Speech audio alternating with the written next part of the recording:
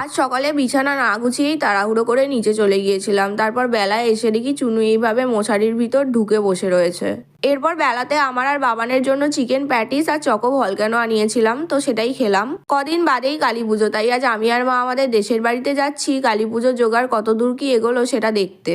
বেশিরভাগ বাঙালি দুর্গাপুজোর জন্যই বেশি এক্সাইটেড থাকে, কিন্তু আমাদের বাড়িতেই যেহেতু কালী পুজো হয় তাই আমরা দুর্গাপুজোর থেকেও কালী পুজোর জন্যই বেশি এক্সাইটেড থাকি।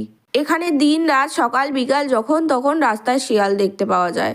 এই দেখো, এই যে একটা যাচ্ছে, আর এই শিয়ালগুলোকে না কতকটা জার্মান শেফার্ডের মতো দেখতে। কদিন আগেই জানালার এই জালটা কেটে ছোট কাকুর মোবাইল চুরি করে নিয়ে চলে গেছে। রাত্রিবেলা নর্মালি আমরা সবাই মাথার কাছেই মোবাইল রেখে ঘুমাই, তাই ছোট কাকুও মাথার কাছেই মোবাইল রেখে ঘুমাচ্ছিল। তারপর চোর এসে জানালা কেটে মাথার কাছ থেকে মোবাইল তুলে নিয়ে চলে গেছে। রাস্তার ধারে বাড়ি হওয়ার এই এক সমস্যা। কালী পুজোর প্যান্ডেল তো হয়েই গেছে, তাছাড়া ঠাকুরও তৈরি করতে দেওয়া হয়ে গেছে। এরপর নতুন ঠাকুমার সাথে দেখা হতে মা বাইরেটায় দাঁড়িয়ে নতুন ঠাকুমার সাথে কথা বলছিল। তারপর ছোট্টা ডাকায় আমরা সবাই ভিতরে চলে এলাম।